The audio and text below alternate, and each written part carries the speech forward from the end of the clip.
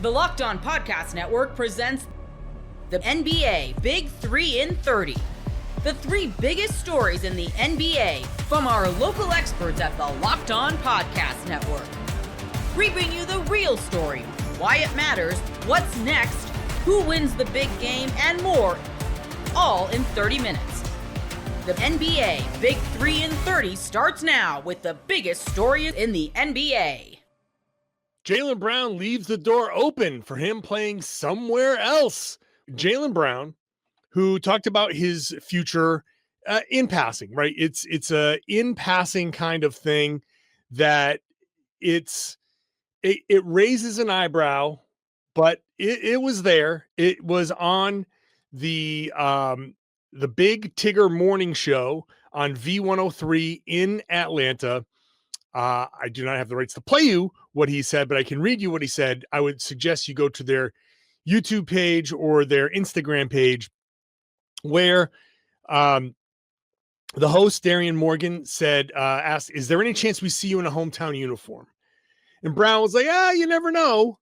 And Morgan said, would love to see you play for the hometown. And Brown was like, I feel you. I think my grandma would too.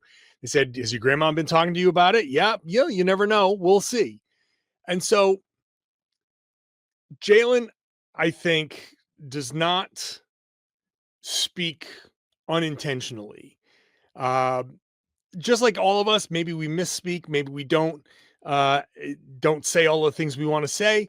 And I want to be fair to Jaylen. First of all, go to the YouTube page. I will put a link in the show notes for you to go visit the V103 YouTube page. It's at the very end. He was kind of cut off, so he didn't get a chance, I don't think, to add anything. I don't know if he would have added anything either. But just from that exchange, he left it open. He talked about how this was his last year in his 20s. He's turning 29. Next year when he starts the season, he's going to be 30 years old. So he talked about going out of his 20s in a big way, skydiving, going off script. He I think understands the fleeting nature of everything right now. And so he left the door open to the possibility of him playing somewhere else, playing in Atlanta, which is his hometown team. He's from Atlanta, was from Marietta. He is a very thoughtful guy. He, like I said, speaks with intention. He does not just say things to say them, right? He says you never know, because you never know, right? And I'm not saying that he's going to request the trade specifically to Atlanta, but I'm also going to say that Jaylen understands the business. Jaylen knows what's going on. He also gets that there are going to be options that, at some point in his life, in his career, that will be presented to him either by trade or by free agency. Maybe it's, maybe he's in Atlanta next year. Maybe he's in Atlanta for 1 year at the end of his career. I think with the you never know, he's just kind of saying, hey, look, it's a weird business. Look, you never know with Kristaps Porzingis, who thought he was going to be a member of the Celtics a couple years ago. You never know. Drew Holiday, who knew that was going to happen? You never know. There are things that can happen that are beyond your control, that it's in a lot of ways dumb luck. Another team makes a decision that you didn't see coming. Maybe Milwaukee wants to move Giannis and Atlanta wants to move Trae Young, and Jaylen Brown gets caught up in that thing. And we didn't, we kind of start to see some of the discussion of Giannis this summer. He's obviously staying in Milwaukee, but who knows how long that happens? You don't know, especially in today's salary cap era, the second apron era. You have no idea how teams are going to change their direction The second apron comes along, OKC in a few years, 3 years, they might have, big salaries to move. You don't know what team's going to get involved next year, year after year after. So let's just start right out by saying that Jaylen is being accurate in saying, you never know. You never know. But he didn't shut it down. And again, to be fair, I don't know if he would have if he got the extra 30 seconds, but the show his segment kind of ended at that point. He didn't get the opportunity, and I don't know if he would have said, but I'm in Boston, I love Boston, whatever, all of the cliche things that you might want to hear from a guy who was just asked, would you play for another team? So it's tough. And I know this interview was from a little while ago. The YouTube video, I think, was out like a few days ago, and the Instagram video came out on Tuesday. And so it's just starting to trickle out, that he was on the radio show and that he said whatever this about his future. So I just, it makes sense for Jaylen to say, hey, look, you never know. I also think it makes sense for Jaylen to be looking at, no pun intended, greener pastures. So I've talked about this before with Jaylen Brown, but if you haven't heard me talk about Jaylen, I think this is an important year for him personally. He's finally getting his chance to be the number one guy. And I don't think it's lost on anybody that his opportunity to prove to a lot of people that that they are wrong about him and his future, what he's capable of is right now. Jaylen has been clear. I think Jaylen is very open about, how he feels he is perceived and what kind of player he thinks he is. And he has the utmost confidence in his abilities, that he's one of the best players in the league. And he is, right? Even with the top 100, we talked about him being ranked 21. And I was like, oh, that's too low. But 21, there's only 30 teams in the league. So, for him to be 21 is still one of the best players in the league. And I do think he should be somewhere higher than that, some 15 to 20, somewhere in that range. Regardless, he's one of the best players in the NBA, no doubt about it.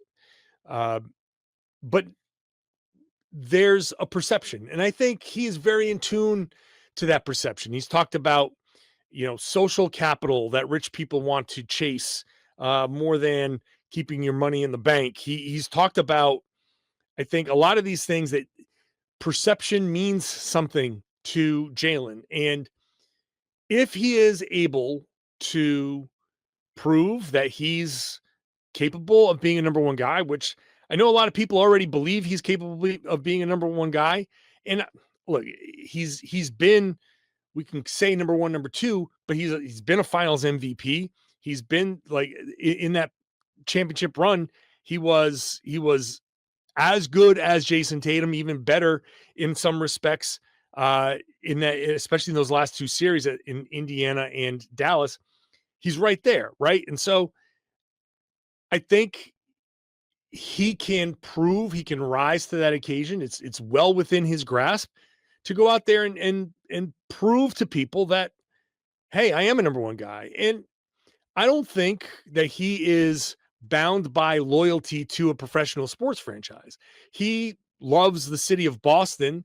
I think in that he's been out in Boston. I think the communities that he's been to that have shown him the love, like, I think he has love for the city, for what he's been given as a member of the Celtics. I think that he has loyalty to the fans, but he knows that a professional sports franchise can turn around and trade him. He's been part of trade rumors for a long time, right? They're in and out of trade rumors for a big part of his career.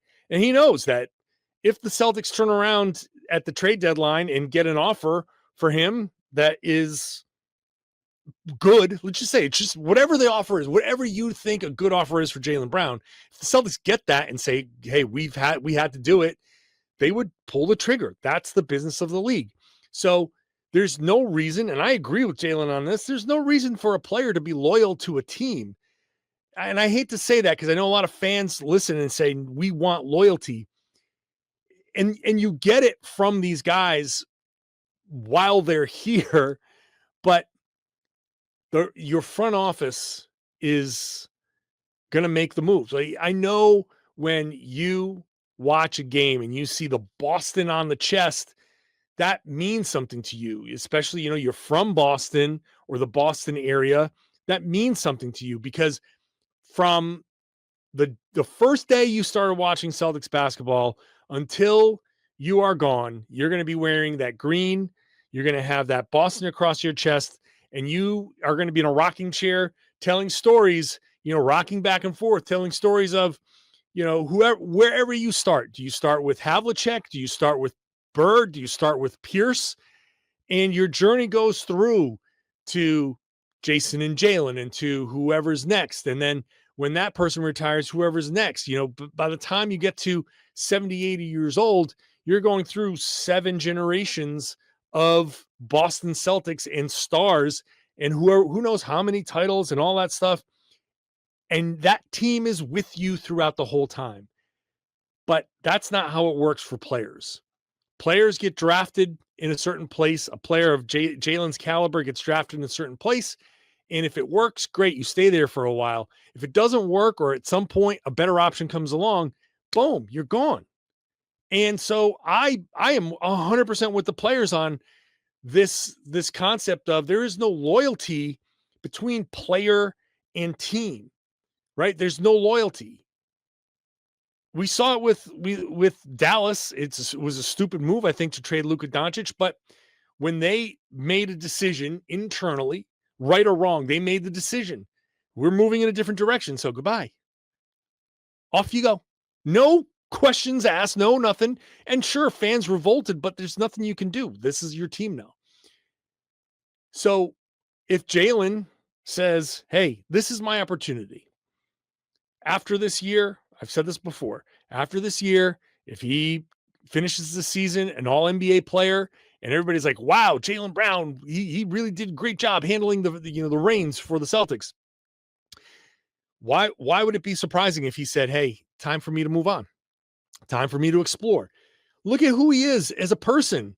It should be indicative of, he is an explorer. He goes and explores. Not only does he, it's not like he just visits places around the world. He participates in their cultures. He is experiencing life. He's living life to its fullest. And that's exactly what you should be doing as a young man in his 20s who's made, $100 million, $200 million, whatever he's made.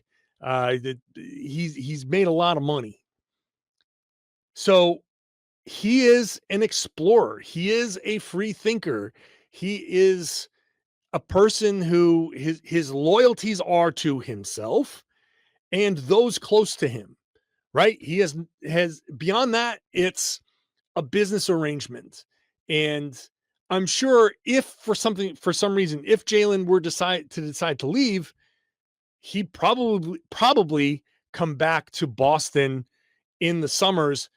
Like, I wouldn't be surprised if he's the type of guy to come back to Boston every summer, no matter where he is. If he goes to Atlanta, he goes to somewhere else, I can see him in July in Boston, visiting the schools that he used to visit to keep up the relationships with those kids, because he believes in those kids and he wants to make sure that he leaves the world a better place and gives these kids who don't normally get the same opportunities as a lot of other people, he wants to give them that opportunity and that belief. And so even if he leaves, I can totally see him coming back. He is that kind of person. And to be clear, I would love Jaylen Brown to stay and be a part of the Boston Celtics. Like, none of this is to say I want Jaylen Brown to leave, but I can totally understand if he does. This is his life. And frankly, if he wants to explore and spread his wings after this season, if he's proven something and he wants to prove more, so be it. Because, like I said, if the Celtics were to get a better opportunity, they would take it. And so if he sees a better opportunity out there, he should take it. That's what it's just like any job. It's just like any job, right? Like this job is a great job for me. If there was a better opportunity out there, then, I would have to explore it. And just like Locked On, if there was a better host out there and they wanted to move on from me, then they are well within their rights to do that too. That's any job. Any job applies here. So Jaylen leaving that door open, not a surprise at all, because that's just who he is. I think he's open to what the world is going to bring him, and it's kind of an envious. I think it's an envious spot for him to be in. Like I appreciate a person that's not bound by social convention. There's a lot of people who think this is how you're supposed to do things, and I don't think Jaylen is bound by that. And I can appreciate that. You shouldn't be bound by that. You should be bound by the things that make sense for you, because what makes sense for you doesn't make sense for me, and it doesn't make sense for the person sitting next to you or in the car in front of you or living below you or above you or sitting next to you at work. What makes sense for all of these different people is their own thing. They have their own motivations, their own desires, their own whatever.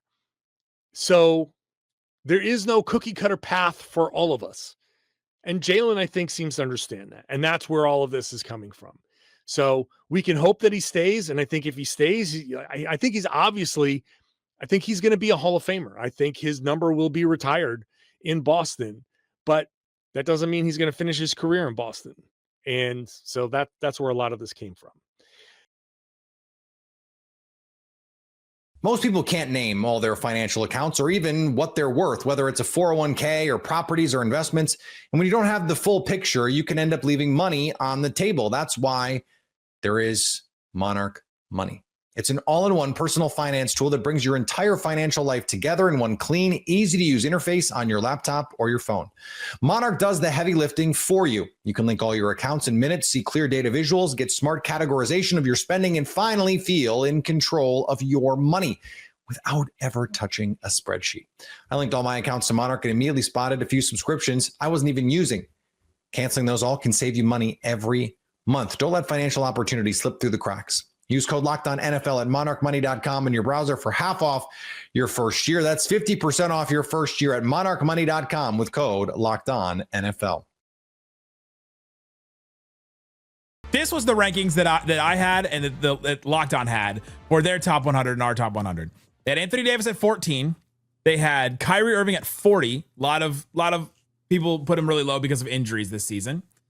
Cooper Flag was at 80. I think he got bumped a little bit down because a lot of hosts told me that they weren't going to rank rookies at all. And so I think he got a little bit downgraded in this for that. I ended up with Anthony Davis at 10, Kyrie Irving at 20, Cooper Flag at 60, and I put Derek Lively in at 100. I'm like, Derek Lively deserves to be in this list and decided to put him there. Your list, you ended up with 6 Mavericks. Walk me through your process on how they deserve 6. So it's funny because I try not to be biased whenever I'm making these lists, but I do think there's an inherent bias built in because I watch these guys more than any other player. Right. So then when I'm looking at, especially once you get past like 60, it is like, just put these guys wherever you want. Like, I'm not going to sit here and argue with you. Like, if you're like, I have Keon Ellis 100. How do you not have Keon Ellis in your top 100? It's like, all right, dude, like whatever, if you want Keon Ellis in your top 100, go for it.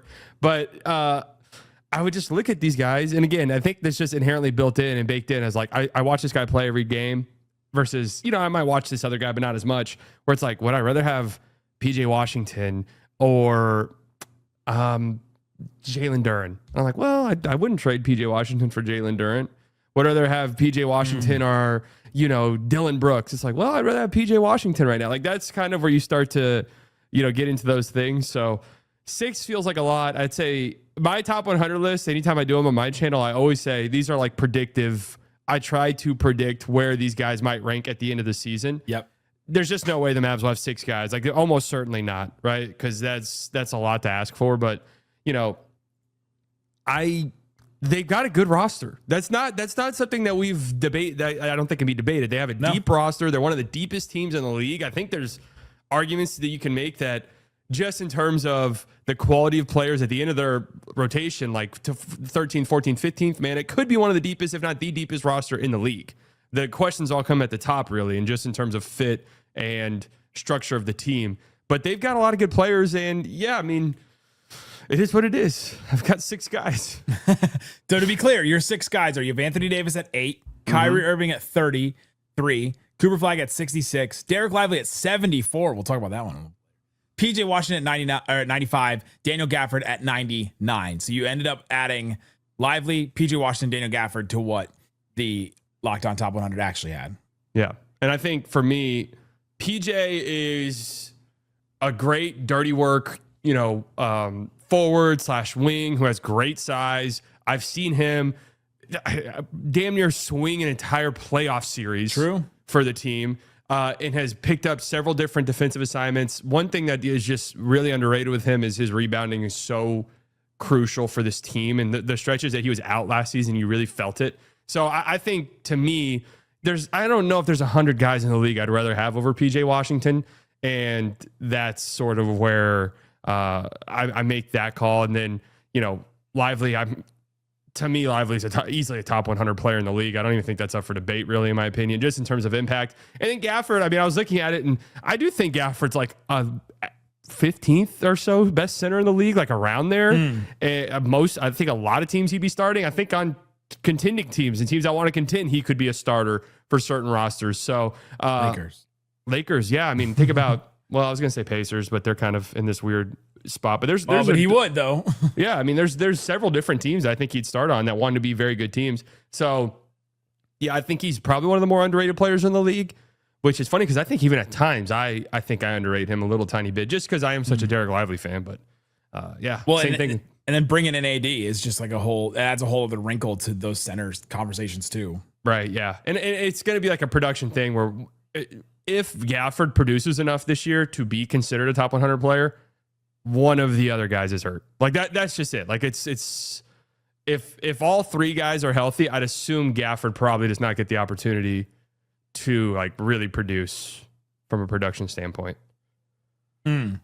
It's interesting you had the Mavs with 6 because I went through the other day and counted like how many players each team has in each spot. And the only team with 6 was the Thunder. They had SGA at 2, Jalen Williams at 20, Chet at 30, Alex Caruso at 68, Isaiah Hartenstein at 70, Lou Dort at 74. And Casey Wallace didn't make the list. And that was a big gripe from Ryland and a couple other hosts, including Isaac. But they were the only one with 6. I had Casey Wallace right on the precipice of making it. Actually, I do have Casey Wallace in it, actually. Yeah. So, yeah, I mean, again, it's what I said earlier. It's like, I think this is one of the deepest rosters in the entire association. My questions with the team come at the top and come with health and come with just how do they function as a basketball team with the players that they have. I don't question their depth and their talent. So I don't think it's that crazy. No, and they're solid players for sure. PJ and Gafford for sure. We talked about yesterday. I had Noah Weber on. We talked about one of the most overlooked things on this Mavericks team is their depth, and that they'll have these guys that are already really good, and that PJ and Gafford specifically represent. Like they would start both of them for so many teams. Like I was looking through as you were talking, and like they would start for the Warriors. Maybe not both of them, but probably both of them. They would start for. You could definitely the Celtics this year for sure. The Pacers they would start this year. You start going through them. Probably the Magic. There are so many different teams that these guys would both start for, and that is invaluable to have those level players coming off the bench most likely for your team. You had Anthony Davis at 8. Mm-hmm. This is the top 10 for that Locked On had. Jokic, SGA, Giannis, Luka, Curry, Anthony Edwards, Wembanyama, Jalen Brunson, Donovan Mitchell, and then we ended up having Jason Tatum because we added injured players. The NFL season is finally here, and FanDuel is making sure you're ready for kickoff with a can't-miss offer. Right now, new customers can bet just $5, and if your bet wins, you'll get $300 in bonus bets to use across the app. I love using FanDuel because it fits however you like to bet. Player props, building a same-game parlay, or even jumping in live as the action unfolds. It's quick, easy, and the best way to add a little more energy to Sunday. So are you ready to play? Download the FanDuel app now by visiting FanDuel.com to get started. That's FanDuel.com to place your first $5 bet. Alperen Şengün disrespected, coming in at 36th in our NBA Top 100 Players poll here at Locked On. We're going to be focused on Alperen Şengün coming in at 36th, which also feels wrong. Like, what is with the disrespect to the Rockets, man? They were the number 2 seed in the Western Conference, and they were a damn good team. It's just, I cannot wrap my head around it. I need to have, you know what? I want to talk to HR. I want to talk to Locked On HR. I want to file a formal work complaint with all my colleagues that clearly have a bias against Alperen Şengün and the Houston Rockets and KD and all the above. Madison, let's tee this thing off just like we did last episode. I asked you how you felt about KD coming in at 11th. How do you feel about Alp at 36th? It feels kind of wrong, right? I'm going to be controversial here. Oh my God, don't do it. Not in the, we're playing just in the middle of Eurobasket. I know. And you're going to piss off a whole country. But I got to be real. Be real. All right. If I'm being honest, I think this is the back end of his range. So you're saying this is his floor? Like this is? Yeah. Okay. To me, it's about right. You know what I mean? Like it's not. It's the back end, but I can see it. I can see how he got here, right? Because Alperen Şengün is still a young player. He's still an up and coming player. He still has a lot to improve. But being a top 40 player in the NBA is very, very impressive, right? That's a very impressive mark, and he's going against guys who've been consistently all-star level every year. Now, would he have come 36 on my list? No, he'd be much higher. He'd be in the top 30, right? He'd be in the top 30. But from around, I say, from 27 to 36, give or take, that's the range. And when you look at the players around him, I think he's clearly better than a lot of those players, and we'll get into that in the second seg. But if we're being fair, if guys are being unbiased right now, Alperen Şengün is having a showcase in Eurobasket right now, okay? And this showcase is damn impressive. It's damn impressive. He's going to make a lot of people look silly for ranking him all the way down at 36th. For what it's worth, I had him right on the precipice. I had him at 26th on my poll.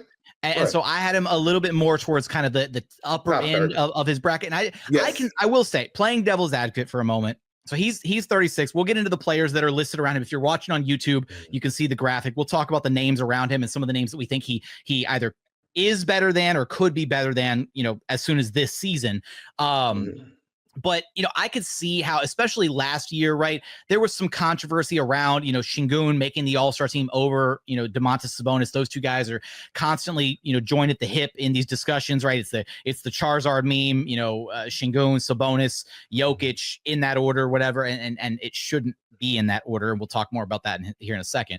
But for me, he did have a year where he regressed offensively. He struggled finishing around the rim.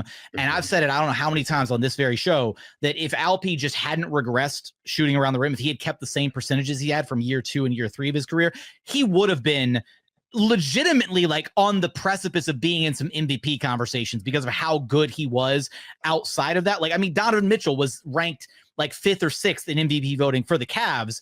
If you looked at the Rockets and if Şengün was averaging 23 or 24 a game on good efficiency with the rebounding and the facilitating and the defense and the number 2 seed in the Western Conference, like I could have seen the argument. Now, would he have actually like won it? No, but like there would have been some like people like, oh, he's on the MVP ladder, like 5th, 6th, whatever. That would have been the conversation. Instead, it's like, okay, he was really good, but he regressed a little bit offensively. Like, can he get back to that level offensively? And I think we're seeing that right now in Eurobasket. We're seeing an Alperen Şengün who devoted so much of his attention last year to continuing to grow and elevate his defense that his offense did take a little bit of a backseat. And now we're seeing him really like flex a little bit and showcase, hey, I'm still that guy. I can still get it done offensively. He's talked about it in interviews. He's been in the gym all offseason, really refining his offensive game, getting his touch back. And we're seeing it. He's been more efficient. He's been more consistent around the rim in Eurobasket.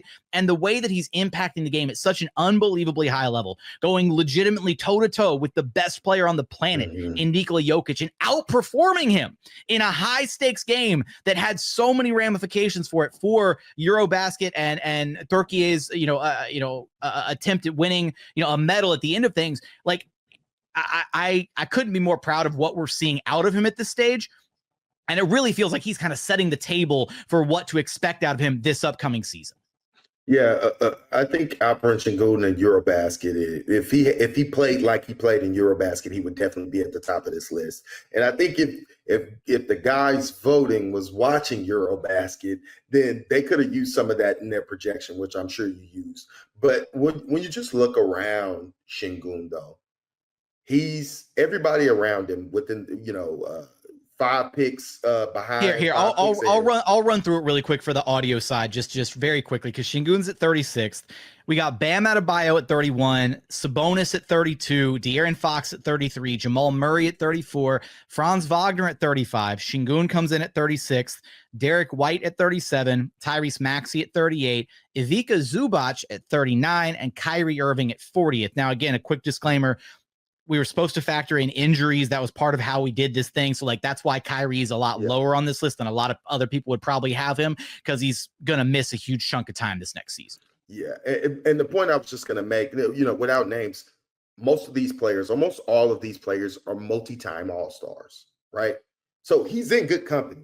You know what I mean? Like to me, when I heard 36 or when I saw 36, I said, man, that seems far back to me, right? But then when I look around the guys around him, these is multi-time all-stars in the league. These are all-star level players, right? And so it's in that, to me, is fair for where Alperen Sengun's level is right now. He's an all-star. Now, he would have been much further ahead for me because I think he's a lot better than some of these guys. But then there's guys that's behind him that I think would have an argument to be ahead. So like Kyrie and Tyrese, right? That being said, I don't agree where he is, but I'm not mad at it.